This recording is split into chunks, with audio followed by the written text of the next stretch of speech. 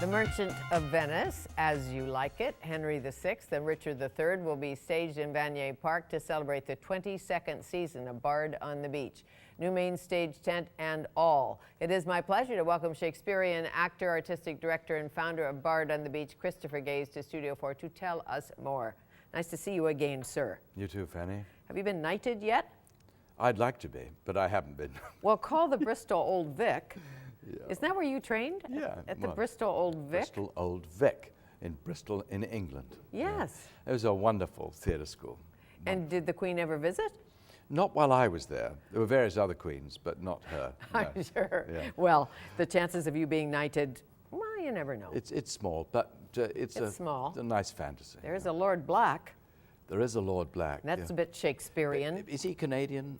Lord Conrad Black? Yeah, I think he is Canadian. He gave it up, didn't I he? know he did. Yes, he gave it up. Then he went to the jail. Now he's still in the jail. Back. Or he's going back to the jail, and he has. It's a Shakespearean tragedy. I know. Isn't it good for Shakespeare if he was here?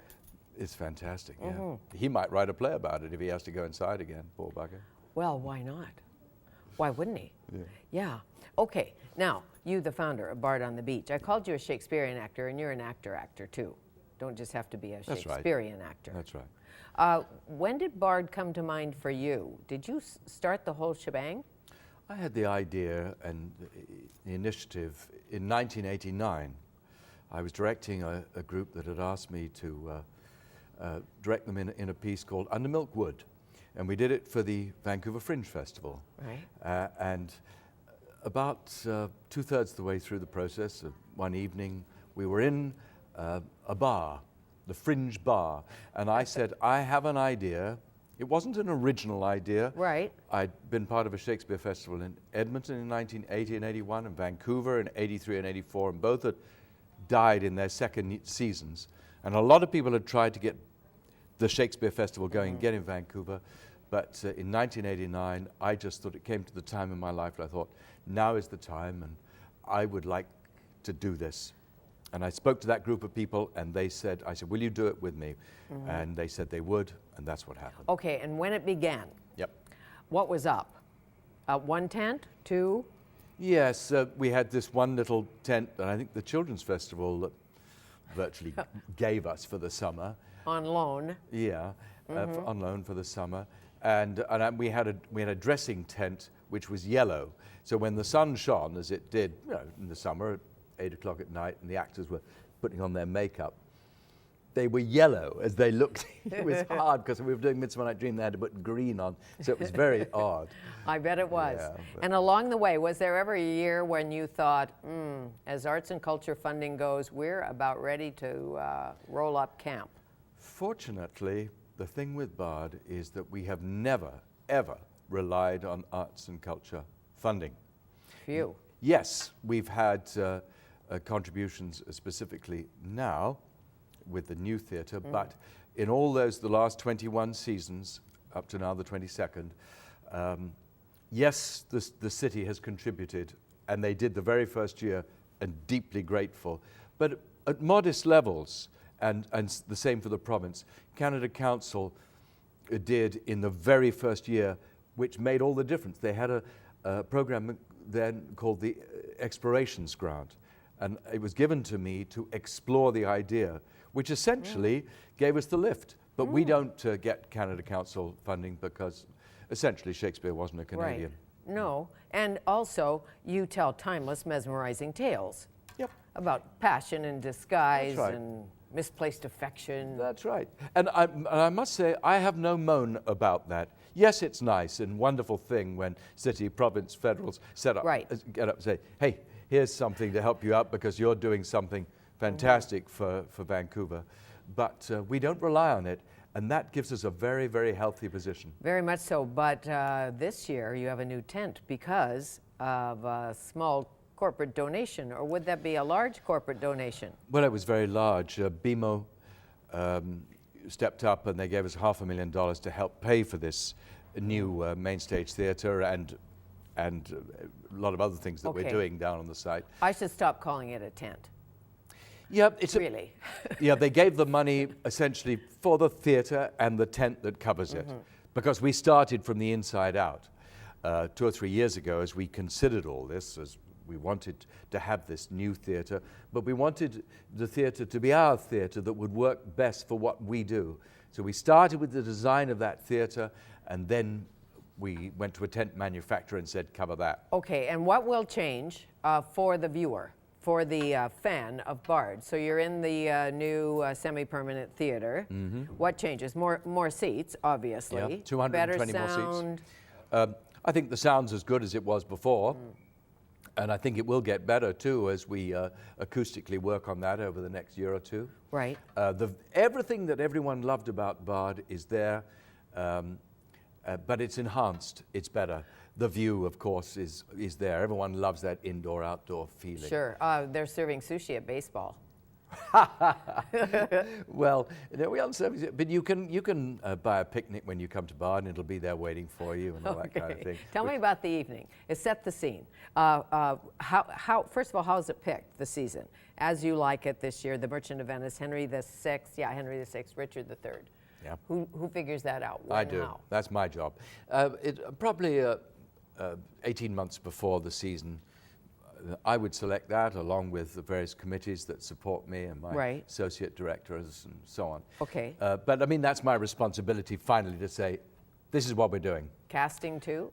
Casting, obviously I'm a big part of that, and the buck would stop with me and any particular individual. You try to give directors much room as possible to move, but you must mentor and guide because the annual wisdom, I suppose, does lie here. And the highlights for you this year? I know you like them all, of course you do, because you're the artistic director, but what are the highlights? Well, I think if people love Bard or people want to come to Bard for the first time, come and see either As You Like It or Merchant of Venice on the main stage and see that theatre. Flip up seats, cup holders, reserved seats for the first time. But I would say this, so come and have a look at the main stage, see one of those, and then go into the Campbell studio and go and see Henry VI or Richard III. Bob Fraser will be absolutely fantastic as Richard III. It's only a 240-seat theatre. It'll be a tough ticket to get if you wait for later. And it's the closing chapter on an epic struggle, really. Isn't it, Richard III? Isn't that the houses of York and Lancaster? That's right. That's right. Very good. And Richard III is the end of it all because he's killed by Henry, and now we go into the House of Tudor that Shakespeare was writing, of course, for Queen Elizabeth, who was a Tudor. Okay, a Tudor. And so I think we have to wear our fascinators. Yes, I think so. Don't you? I know you don't have one because you're a boy, a guy. But I think the girls should wear fascinators, but probably that wouldn't be good in theater because somebody behind you won't like it. Henry the Sixth, well, that was the fifth, suddenly dies and then on it goes. Yeah, I mean, this is the end of the history cycle. He's a handsome lad. Yes, there we are. There's Scott Bellis, and in front with the crown, Josue Laboucaine, who's playing Henry VI. And he's finally killed by Richard III, of course. Mm-hmm. But we've done Richard II 3 seasons ago. Okay. Or 2 seasons ago. Last year we did the Henry IV 1 and 2, which we squashed together and called Falstaff. And we did Henry V. Now Henry VI and Richard III. And if people want to see the passage of the Wars of the Roses culminating in Richard III, go and see both. And try to see the Henry at 3 o'clock on a Saturday afternoon and the Richard III at 8 o'clock. If you love that sweep of history, what could be more exciting? Exactly, and you can read up on it if you've forgotten. Does that help? You can read up on it in this nice program that we give out in England. That would cost you £3. Really? You get that for free? Nothing. Yeah, gratis. Yes, well, for fun and all. And you know, people are recycling now, as you know, in all theaters, and it's important because you can use it and you can leave it there and you can pick one up the next time you come to Bard. That's right. And Fanny, the nifty thing is also not only the handsome program, but if you get there, you can get in there an hour beforehand into Bard now. Right. And you don't have to line up anymore. That's all gone. That's gone? That's gone because you have a reserved seat. You have a reserved seat and parking is taken care of, yes, sort of. You can take transit. Ride your bike. I rode my bike here today. But You did? Yes, I did. That's because you married that fitness guru. Oh, my God, Jennifer. Ever she's since you did that, you shed all those pounds. glorious woman. Look at this. You're like ripped. Man and boy. But at 7:30 or half an hour before the show, whatever time the show begins, you can attend In a Nutshell. And in a nutshell, there'll be our Director of Education, Mary Hartman, or perhaps myself or someone we appoint who will tell you about whatever show you're going to see. If you're going to see Henry VI, you'll be standing there saying, what's it about? I bought a ticket, what it was about.